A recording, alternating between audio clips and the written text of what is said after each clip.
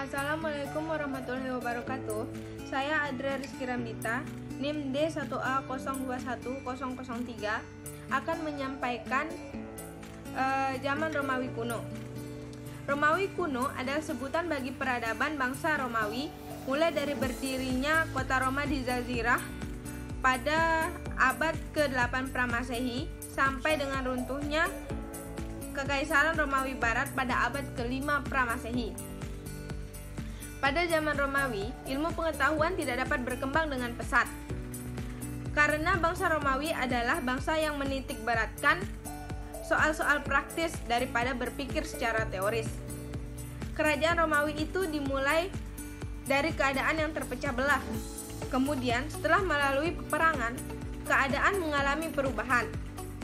Pemerintahan yang pertama kali pada zaman Romawi adalah monarki. Kerajaan yang meliputi berbagai suku bangsa. Pemerintahan yang didampingi oleh badan perwakilan yang beranggotakan kaum patrisia, yaitu kaum ningrat. Setelah raja terakhir diusir dari tahta, terjadi perselisihan antara kaum patrisia dan kaum plebeia, dan diselesaikan dengan sebuah undang-undang yang terkenal dengan sebutan Undang-Undang 12 Meja. Dengan demikian, negara Romawi telah mengalami perubahan dari kerajaan menjadi demokrasi.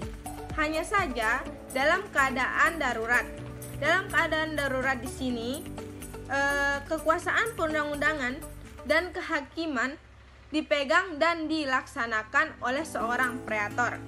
Dalam menjalankan tugasnya, ia harus menyesuaikan dengan undang-undang sehingga dapat menimbulkan jurisprudensi yang tetap dan kepastian hukum bagi warga negaranya. Di atas telah dikatakan bahwa bangsa Romawi dapat mencapai puncak perkembangan sistem ketatanegaraannya menjadi suatu imperium kerajaan dunia. Prinsip yang diciptakan oleh bangsa Romawi sehingga ia dapat membentuk imperium ialah suatu sistem cara golongan kecil dapat menguasai golongan besar. Akibat dari semakin berkembangnya dan meluasnya negara Romawi, maka pemerintahan tidak dapat dipimpin dan dilaksanakan secara sentral lagi. Untuk mengatasi hal ini, negara dibagi menjadi beberapa daerah pemerintahan yang memiliki pusat, yaitu ibu kota, yang dipimpin oleh seorang pretor.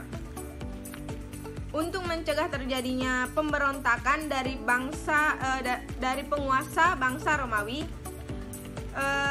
bangsa Romawi menetapkan sistem pemecah belah dan menguasai, yaitu Divide et Imperia. Dengan demikian, maka penipuan dan pemberontakan diperkenankan, asal itu untuk kepentingan negara. Praktik ketatanegaraan ini kemudian dirumuskan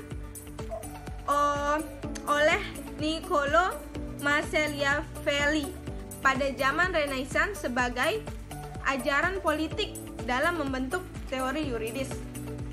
Demikian pandangan terhadap zaman Romawi, yang ternyata di sini negara dibedakan dari masyarakat dan negara merupakan hukum di samping masyarakat.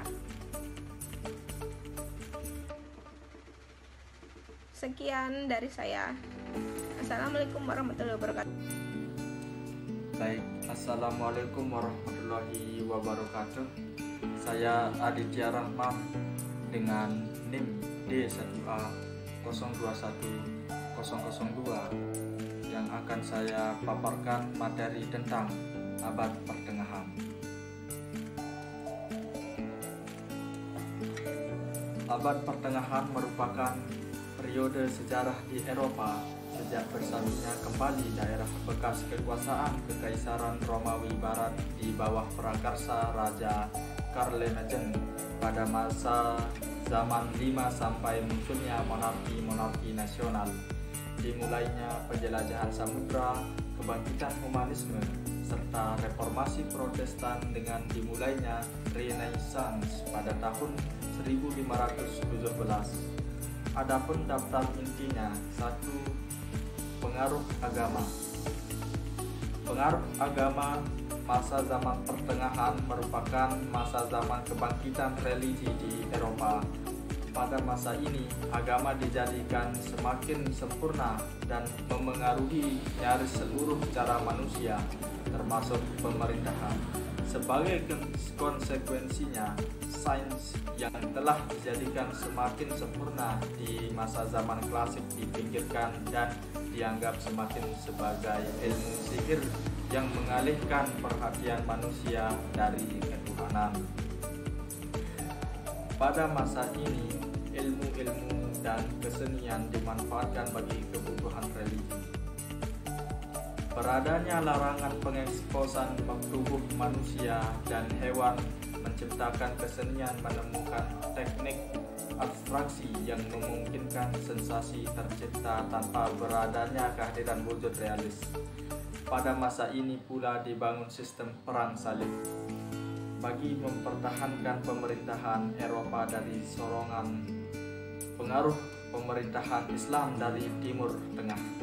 Seorang kesatria atau crusade harus selalu bersedia membela kepercayaannya setiap kali terjadi pertempuran dalam perang suci. Karena itulah pemerintahan kesudahan dijadikan di bawah pengaruh keagamaan. 2. Seni rupa. Seni rupa terutama arsitektur yang dijadikan puncak era ini merupakan arus gotik, sementara pada awalnya gaya Romanesque banyak memberi pengaruh. 3. Militer.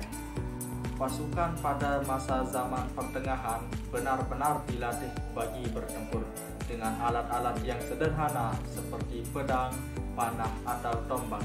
Sedangkan pada pasukan yang menggunakan hewan, misalnya kuda dan unta, yang biasa disebut kavaleri, dianggap sangat berjaya pada masa zaman pertengahan.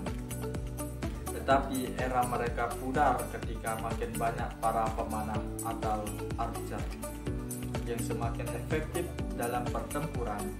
Selain itu, tentunya pasukan infanteri atau pasukan yang berlanjut kaki seperti kesatria, berpedang, swordsman,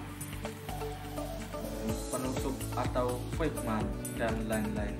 Ini terjadi karena pada masa ini atau setiap negara masih berbentuk kerajaan, khususnya di Eropa. Pada zaman dulu belum berada tank, maka terciptalah ketapel atau katapal bagi menghancurkan kastil-kastil atau benteng pertahanan. Berada pula pelempar batu panas atau berapi yang disebut mangonel.